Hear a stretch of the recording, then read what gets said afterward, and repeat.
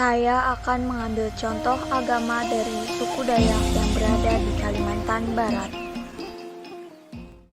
Sejak tahun 1835, agama Kristen Protestan masuk ke Kalimantan, yaitu di Tangguhan dekat Mandumai, Kalimantan Tengah. Agama ini disebarkan oleh seorang misionaris berkebangsaan Jerman bernama Bernstein ke masyarakat Dayak. Selanjutnya, agama tersebut berkembang sampai ke Kalimantan Barat dan dianut sebagian masyarakat Dayak yang bermukim di muara sungai Kapuas dan daerah pedalaman. Penyebaran agama Kristen Katolik di Kalimantan Barat dimulai tahun 1894 oleh seorang misionaris utusan dari Vatikan Roma. Tepatnya di daerah Sejiram, penyebaran ini diperluas ke tempat-tempat yang banyak dihuni orang Dayak. Bukti penyebaran agama tersebut dapat dilihat dari berdirinya sekolah seminari St. Paulus, Yayasan Misi Nyarumkop. Sekolah ini banyak melahirkan barawan biarawati dan guru-guru agama untuk melanjutkan misi penyebaran agama Katolik pada masyarakat Dayak Kanayaten. Agama Islam masuk ke Kalimantan Barat sekitar tahun 1521 yang disebarkan oleh Kerajaan Johor. Masuknya agama ini melalui Kerajaan Sambas. Tetapi kerajaan tersebut tidak menyebarkan agama Islam pada suku Dayak, sehingga banyak suku Dayak memeluk agama Kristen dan hanya orang Melayu yang menganut Islam. Masuknya Islam dalam masyarakat Dayak karena dipengaruhi suku Melayu. Bagi orang Dayak, masuk Melayu sinonim dengan masuk Islam. Oleh karena itu, orang Dayak yang sudah menjadi Muslim tidak menamakan diri mereka dengan sebutan Dayak lagi, tetapi dengan sebutan Melayu, yang biasanya disebut orang Halo atau Senganan.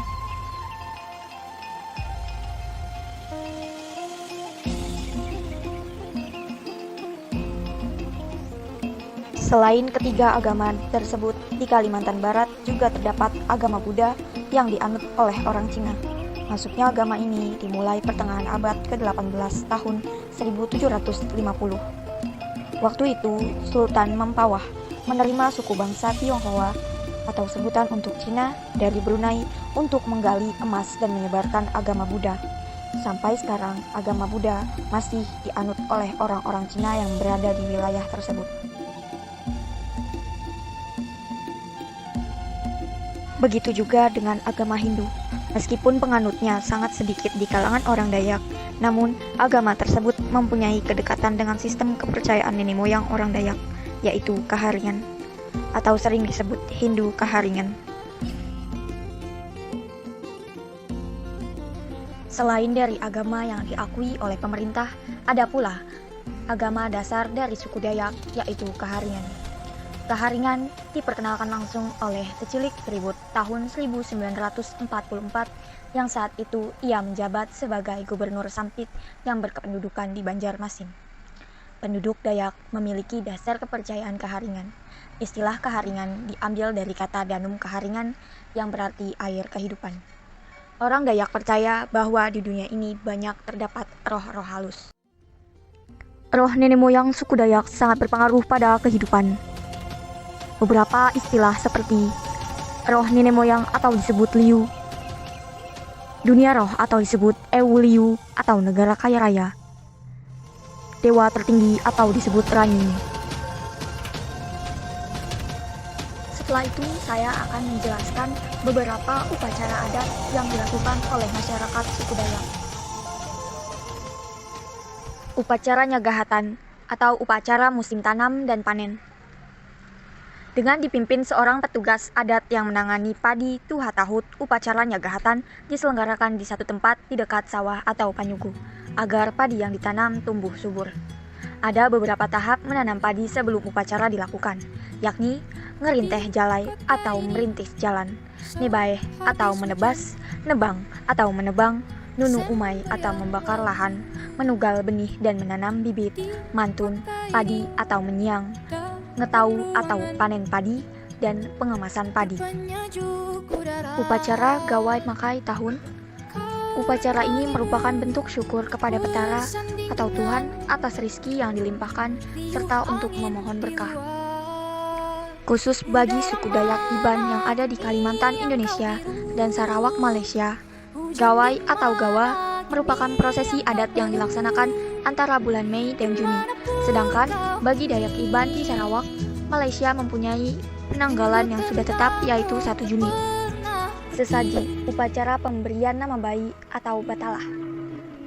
Ini merupakan upacara yang dilaksanakan saat seorang anak dilahirkan dan diberikan nama yang baik. Tujuan dari upacara ini adalah agar anak selalu mendapat perlindungan oleh Petara atau Tuhan. Upacara ritual tiwah. Upacara ritual tiwah ialah upacara tradisional yang menghubungkan dengan orang yang sudah meninggal, yaitu mengantarkan tulang belulang kerangka orang mati menuju sebuah rumah yang ukurannya kecil yang memang sengaja dibuat untuk menyimpan tulang belulang orang yang meninggal. Rumah ini dinamakan sandung. Upacara laluhan adalah upacara yang diadakan menjelang peperangan dengan suku lain. Namun sampai saat ini upacara laluhan masih diselenggarakan meski sudah tidak ada perang. Tetapi sekarang diadakan sebagai atraksi budaya dan seni. Dalam upacara ini, properti yang digunakan adalah senjata-senjata tradisional, namun hanya diperagakan mirip seperti tarian. Hujan di mana yang kau peluk, dimanapun kau.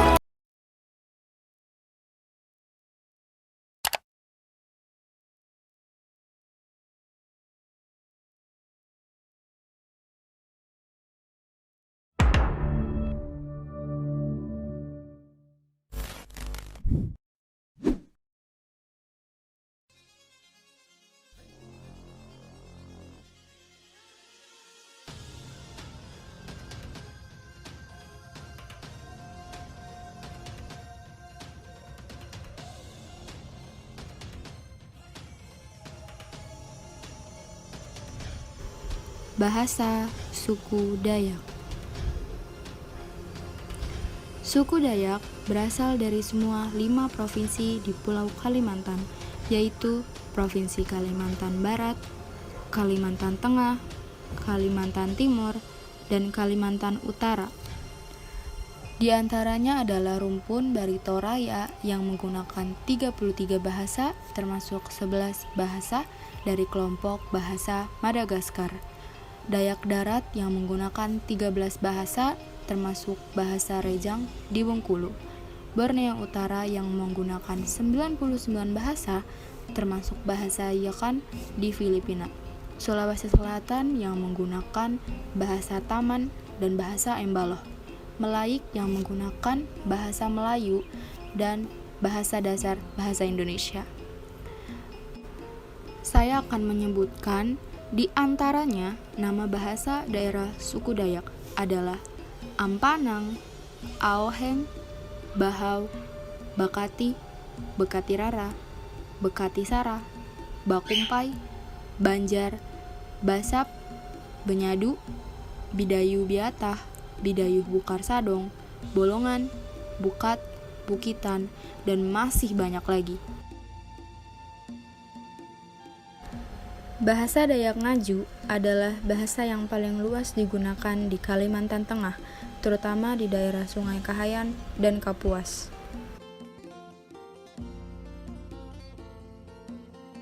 Beberapa contoh bahasa Ngaju Dayak.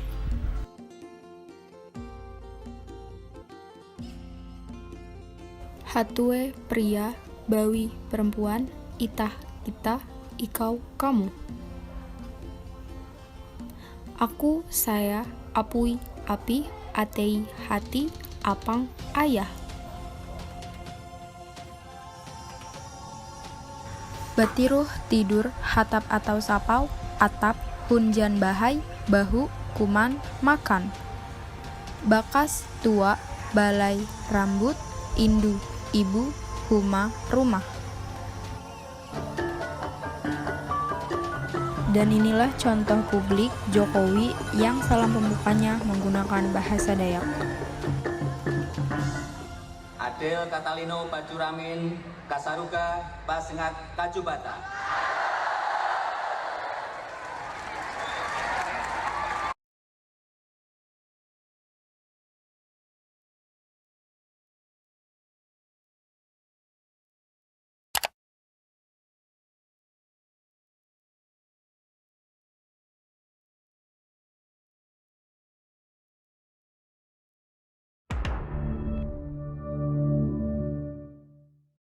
Sistem kekerabatan suku Dayak. Sistem kekerabatan suku Dayak ini yaitu bilateral atau ambilineal, yaitu menarik garis keturunan dari pihak ayah dan ibu, sehingga sistem pewarisan tidak membedakan antara anak laki-laki dan anak perempuan. Bentuk kehidupan keluarganya, yang pertama itu keluarga batih. Wali atau asbah yang mewakili keluarga dalam kegiatan sosial dan politik di lingkungan dan di luar keluarga adalah anak laki-laki tertua. Yang kedua ada keluarga luas. Wali atau asbah adalah saudara laki-laki ibu dan saudara laki-laki ayah. Peran wali atau asbah misalnya dalam hal pernikahan. Orang yang paling sibuk mengurus masalah pernikahan sejak awal sampai akhir acara. Oleh karena itu, semua permasalahan dan keputusan keluarga harus dikonsultasikan dengan wali atau asbah. Penunjukan wali atau asbah berdasarkan kesepakatan keluarga. Perkawinan yang boleh dilakukan dalam keluarga paling dekat, yaitu yang pertama antara saudara sepupu 2 kali. Perkawinan antara gadis dan bujang bersaudara sepupu derajat kedua, yaitu sepupu dan kakek yang bersaudara. Yang kedua ada sistem endogami, yaitu perkawinan dengan sesama suku dan masih ada hubungan keluarga. Sedangkan perkawinan yang dilarang yaitu yang pertama ada incest, anak dengan orang tua. Yang kedua ada patriparallel cousin, perkawinan antara 2 sepupu yang ayah-ayahnya bersaudara sekandung. Dan yang ketiga ada perkawinan antara generasi-generasi yang berbeda, contohnya tante dan keponakan. Pola kehidupan setelah menikahnya yang pertama ada pola matrilokal, yaitu suami mengikuti pihak keluarga istri. Dan yang kedua ada pola neolokal, terpisah dari keluarga kedua belah pihak. Ketika huma betang atau longhouse masih dipertahankan, keluarga baru harus menambah bilik pada sisi kanan atau sisi kiri huma betang sebagai tempat tinggal mereka.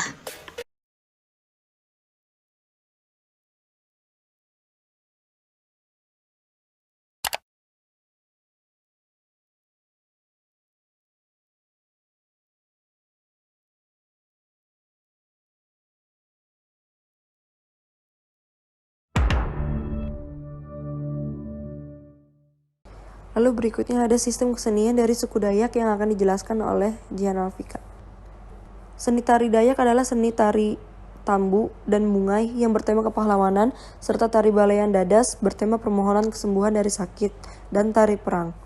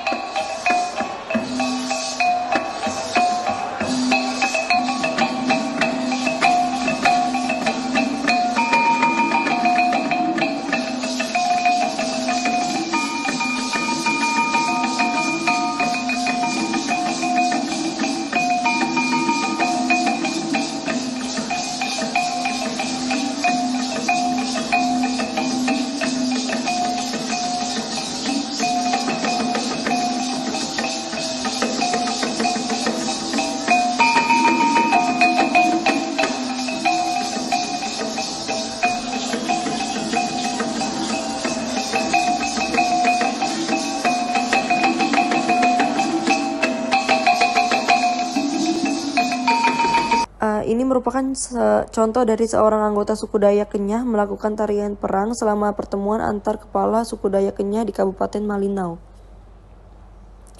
Lalu berikutnya ada macam-macam tarian Dayak. yang akan saya jelaskan satu persatu. Yang pertama, tari gantar. Tarian gantar ini adalah tarian yang menggambarkan gerakan orang menanam padi. Tongkatnya menggambarkan kayu penumbuk, sedangkan bambu serta biji-biji yang di dalamnya menggambarkan benih padi dan wadahnya. Tarian ini cukup terkenal dan sering disajikan dalam penyambutan tamu dan acara-acara lainnya. Tari ini dapat dibagi dalam 3 versi, yaitu tari gantar rayatan, gantar busai, dan gantar senak atau gantar kusak. Lalu yang kedua ada tari kancet papatai atau tari perang. Tarian ini merupakan tarian tentang seorang pahlawan Dayak Kenyah berperang melawan musuhnya. Gerakan tarian ini sangat lincah, gesit, penuh semangat, dan kadang-kadang diikuti oleh pekikan si penari. Dalam tari kancet papatai, penari mempergunakan pakaian tradisional suku Dayak Kenyah dilengkapi dengan peralatan perang seperti mandau, perisai, dan baju perang. Tari ini diiringi oleh lagu sak paku dan hanya menggunakan alat musik sampe. Lalu berikutnya ada tari gong atau tari kancet ledo. Jika tari kancet papatai menggambarkan kejantanan dan keperkasaan pria Dayak Kenyah, sebaliknya tari kancet ledo menggambarkan kelemah lembutan seorang gadis bagai sebatang padi yang meliuk-liuk lembut tiup angin. Tari ini dibawakan oleh seorang wanita dengan memakai pakaian tradisional suku Dayak Kenyah dan pada kedua tangannya memegang rangkaian bulu-bulu ekor burung enggang. Dan biasanya tari ini ditarikan di atas sebuah gong, sehingga kencet ledo disebut juga tari gong.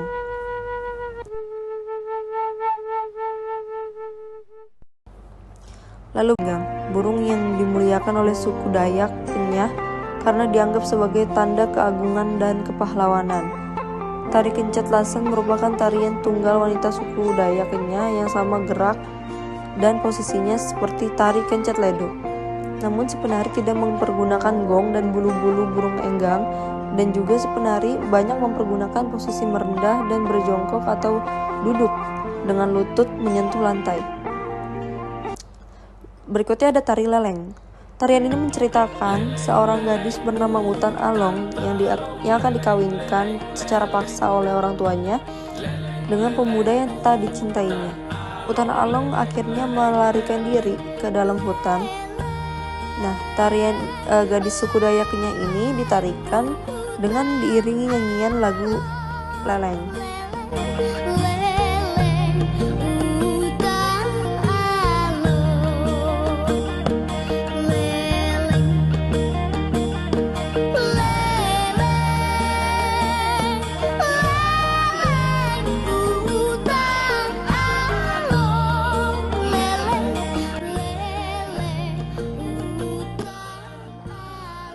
Berikutnya ada tari hudok.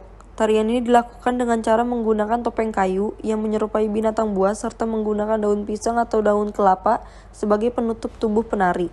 Tarian ini erat hubungannya dengan upacara keagamaan dari kelompok suku Dayak Bahau dan Modang.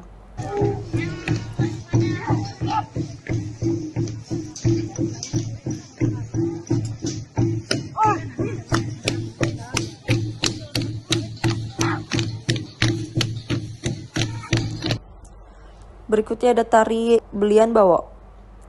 Upacara Belian Bawo bertujuan untuk menolak penyakit, mengobati orang sakit, membayar nazar, dan lain sebagainya.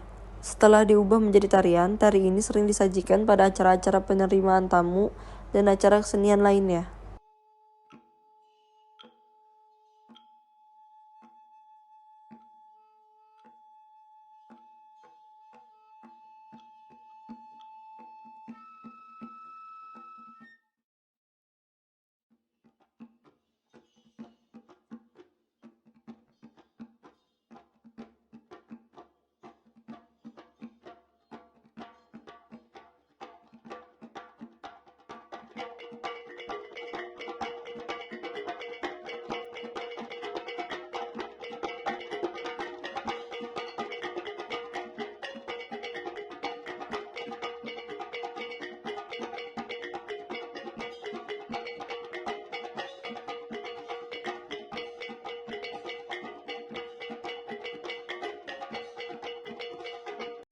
Lalu ada seni budaya didominasi musik-musik ritual.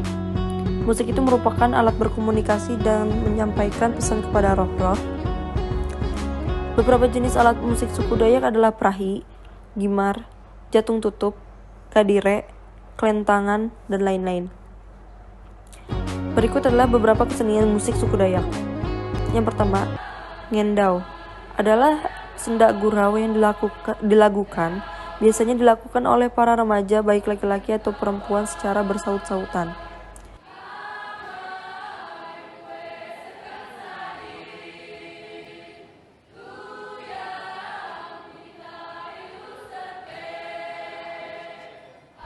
Dua, kalalai-lalai. Kalalai-lalai ini ialah nyanyian yang disertai tarian-tarian suku Dayak Mamadi, daerah Kota Waringin. 3. Natum. Natum ialah kisah sejarah masa lalu yang dilakukan. Lalu ada dodoi. Dodoi ialah nyanyian ketika sedang berkayuh di perahu atau di rakit. Berikutnya ada seni drama dari suku Dayak. Drama tradisional ditemukan pada masyarakat Kutai dalam bentuk kesenian Mamanda. Drama ini memainkan lakon kerajaan dan dimainkan dalam upacara adat seperti perkawinan atau khitanan. Bentuk pementasannya menyerupai ludruk atau ketoprak.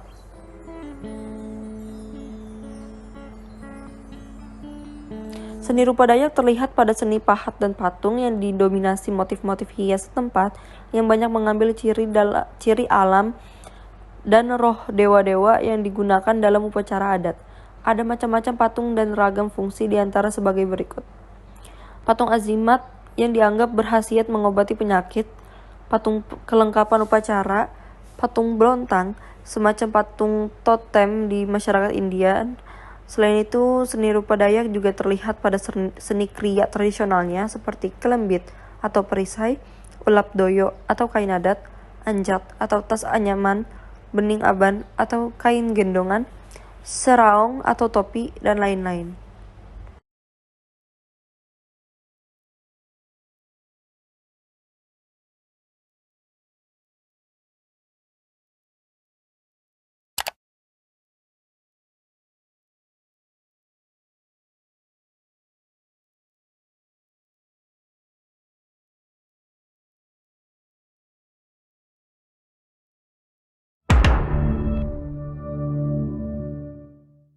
Selanjutnya mata pencaharian suku Dayak oleh Kalista Rahma. Yang pertama, berladang.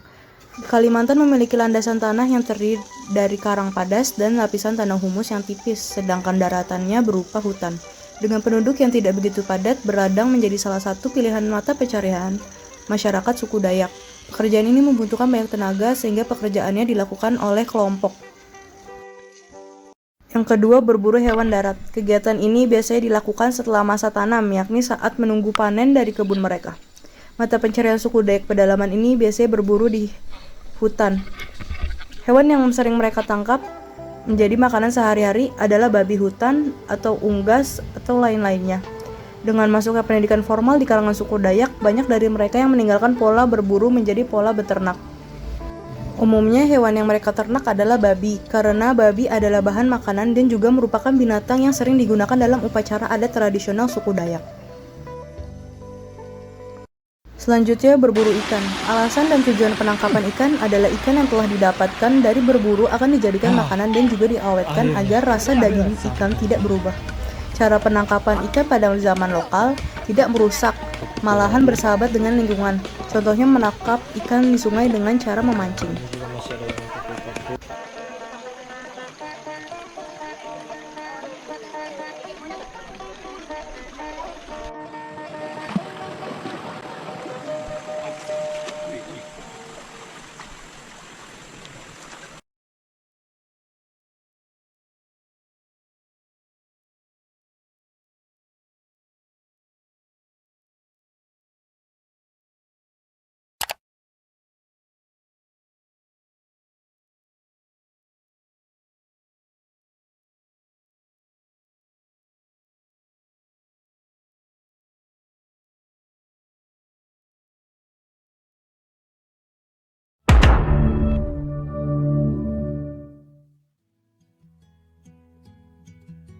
Sistem teknologi suku Dayak.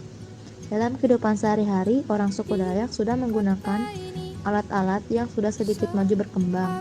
Seperti dalam berburu, orang Dayak sudah memakai alat-alat yang berkembang seperti Yang pertama ada sipet sumpitan. Sipet sumpitan merupakan senjata utama suku Dayak, bentuknya bulat dan berdiameter 2-3 cm, panjangnya 1,5 sampai 2,5 meter, di tengah-tengahnya berlubang dengan diameter lubang 1/4 sampai 3/4 cm yang digunakan untuk memasukkan anak sumpitan damek. Ujung atas ada tombak yang terbuat dari batu gunung yang diikat dengan rotan dan telah dianyam. Anak sumpit disebut damek. Talep adalah. Yang kedua ada lonjo tombak. Lonjo tombak terbuat dari besi dan dipasang atau diikat dengan anyaman, rotan, dan bertangkai dari bambu atau kayu yang keras. Yang ketiga ada telawang perisai. Telawang perisai terbuat dari kayu ringan tetapi liat. Ukuran panjangnya 1-2 meter dengan lebar 30-50 cm. Di bagian luar diberi ukiran atau lukisan dan mempunyai makna tertentu. Di bagian dalam dijumpai tempat pegangan. Yang keempat, mandau. Mandau merupakan senjata utama dan merupakan senjata turun-temurun yang dianggap keramat. Bentuknya panjang dan selalu ada tanda ukiran baik dalam bentuk tatahan maupun ukiran biasa.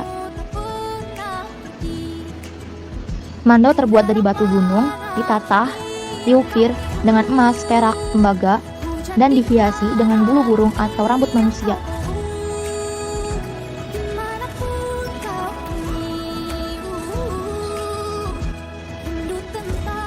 Mandau mempunyai nama asli yang disebut Mandau Ambang Birang Bintang Ponong Ajun Kajau, merupakan barang yang mempunyai nilai religius karena dirawat dengan baik oleh pemiliknya. Batu-batuan yang sering dipakai sebagai bahan dasar pembuatan mandau di masa lalu yaitu batu sanaman mandikei, batu mujat atau batu tengger, batu montalat. Yang kelima ada dohong. Senjata ini semacam keris tetapi lebih besar dan tajam sebelah menyebelah. Hulunya terbuat dari tanduk dan sarungnya terbuat dari kayu. Senjata ini hanya boleh dipakai oleh kepala-kepala suku Demang dan Basi. Sekian penjelasan dari Putri Amelia. Terima kasih. Udara mana kini yang kau hirup? Hujan di mana kini yang kau peluk? Di mana